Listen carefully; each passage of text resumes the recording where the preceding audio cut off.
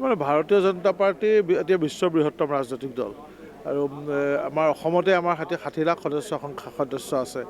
বিগত যিটো আমাৰ মেম্বাৰশ্বিপ ড্ৰাইভ চলিছিলে, সদস্য ভৰ্তি অভিযান চলিছিলে, সংগঠন পৰ্ব চলিছিলে, তাত 60 লাখ ৰাজ্যৰ লোকে 60 লাখ লোকে ভাৰতীয় জনতা পাৰ্টীৰ সদস্যতা গ্ৰহণ কৰিছে।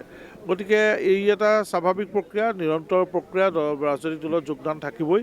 আৰু কিন্তু এই ক্ষেত্ৰত আমি নাম ল'ব লাগিব, বিশেষকৈ ক'ব লাগিব যে ভাৰতীয় জনতা পাৰ্টীৰ কেন্দ্ৰ আৰু ৰাজ্য চৰকাৰ যি দুখন আছে, সেই দুখনৰ যি উন্নয়নৰ ৰাজনীতি, ডেভেলপমেণ্ট পলিটিক্স, লগতে আমি বিকাশৰ ৰাজনীতি বুলি ক'ব পাৰোঁ, অন্ত্যোদয়ৰ ৰাজনীতি, সমাজৰ অন্তত থকা লোকসকলৰ উদয় কৰা। আজি লাখ লাখ নিবনুৱা যুৱক যুৱতীয়ে অসমত ঘোচ নিদিয়াকৈ এটকাও চাকৰি পাইছে। আজি আমাৰ মহিলাসকলে অৰুণোদয় পাইছে। তেওঁলোকৰ সেই অৰুণোদয়ে তেওঁলোকক প্ৰধানমন্ত্ৰী আৱাস যোজনাৰ উন্নত মানৰ ঘৰে তেখেতসকলক, আমাৰ দুখীয়া লোকসকলক তেওঁলোকৰ জীৱন ধাৰণৰ মানদণ্ড উন্নত কৰাত সহায় কৰিছে। বহুত কাম থাকে, আকৌ প্ৰিণ্ট মিডিয়াবোৰ কিছুমান লিখিব লাগিব। গতিকে সেইকাৰণে মই আগেই মাত্ৰ 10 মিনিট বক্তব্য সামৰিম। আজি খুব সুন্দৰ দিন আৰু মই সংবাদ মাধ্যমৰ বন্ধুসকলৰ লগত কিছু কথা পতাৰ কথা আছে, তাৰ সিংহভাগ কথা এতিয়া মই কৈ দিম। সেই যি কি নহওক, প্ৰথমে আমি আমাৰ যুৱ সমাজৰ অতি শুভেচ্ছা সহকাৰে প্ৰত্যেকগৰাকী সদস্যক, এতিয়া আমি জানো যে এই প্ৰেক্ষাগৃহৰ বাহিৰতো কেইবা শতাধিক আমাৰ শুভাকাংক্ষী নতুন সদস্য ৰৈ আছে।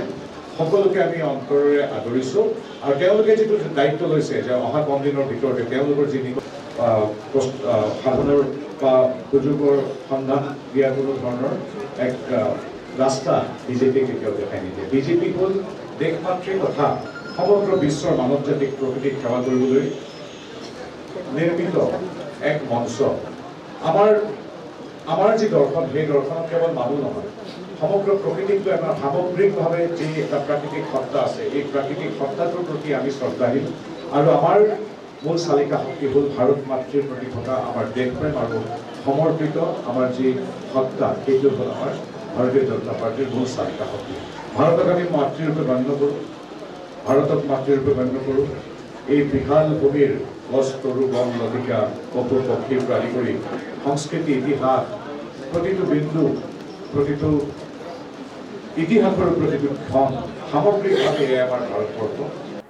ভাৰতবৰ্ষৰ প্ৰধানমন্ত্ৰী সন্মানীয় নৰেন্দ্ৰ মোদী ডাঙৰীয়া আৰু অসমত আমাৰ মুখ্যমন্ত্ৰী অতিকৈ মৰমৰ হিমন্ত বিশ্ব ডাঙৰীয়া নেতৃত্বত যি অসমৰ এক সামগ্ৰিক উন্নতি দেখিছোঁ প্ৰত্যেকটো ক্ষেত্ৰতে, আজি স্বাস্থ্য ক্ষেত্ৰতে হওক, আজি ক্ৰীড়া ক্ষেত্ৰতেই হওক, যিকোনো ক্ষেত্ৰতেই অসমৰ যি উন্নতি আমি দেখিছোঁ, সেই উন্নতিৰ প্ৰতি আকৃষ্ট হৈ আজি 5 শতাধিক মোৰ যুৱ বন্ধুৰ সৈতে মিলি আজি আমি বিজেপি দলত যোগদান কৰিছোঁ।